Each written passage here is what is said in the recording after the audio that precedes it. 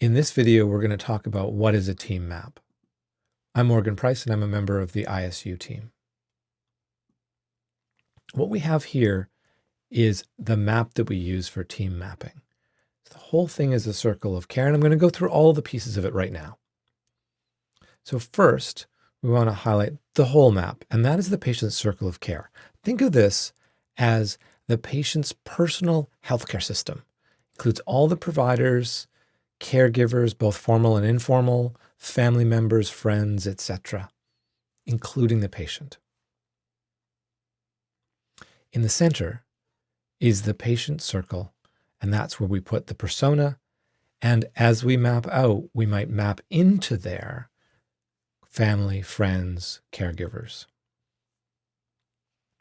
The next is the team, and the patient's team is the team-based care team that we're talking about.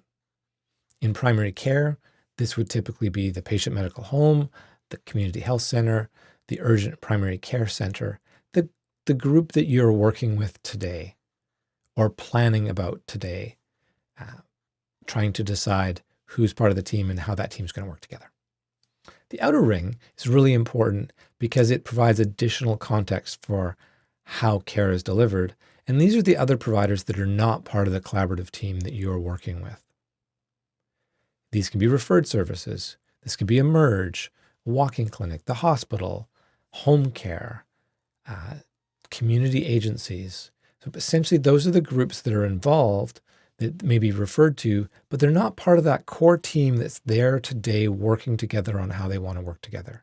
That's that middle donut.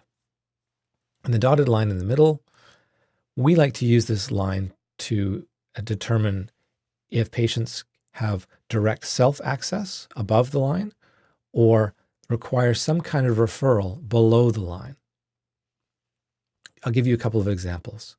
So on the outer circle, a merge would be above the line because anybody can go to a merge directly. They don't need a referral from a physician.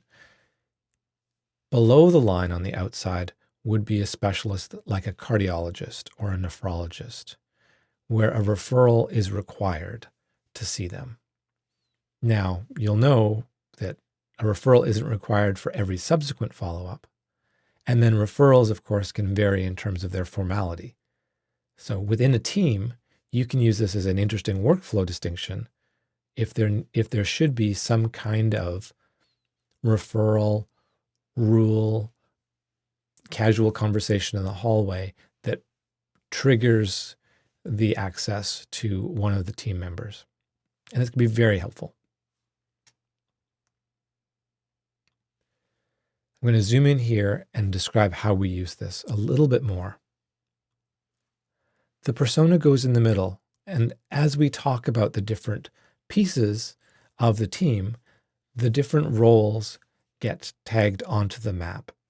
And here we've got three. We've talked about the persona. And then we have the different roles. And then we have the tasks that we attach under those roles. And these will be determined by the team. And they can move between the different roles. And that's an important piece because there's going to be some dialogue and discussion. And that's the very simplest part of how we start using a team map. Pulling back, we also have on our map this section on the right-hand side for gaps, because there's questions that come up that can't be answered, issues that are beyond the scope of a small team mapping workshop. Rather than ignore them, it's better to capture them as a gap, document them on a Post-it note, and leave them there for later. And that is our map. We've tried to keep it as simple as possible to capture the nuances and allow for that dialogue and discussion. And we're going to go into detail showing you examples of how to do this, and we're going to talk about it, and we're going to get you to practice it in the facilitator training. Thank you.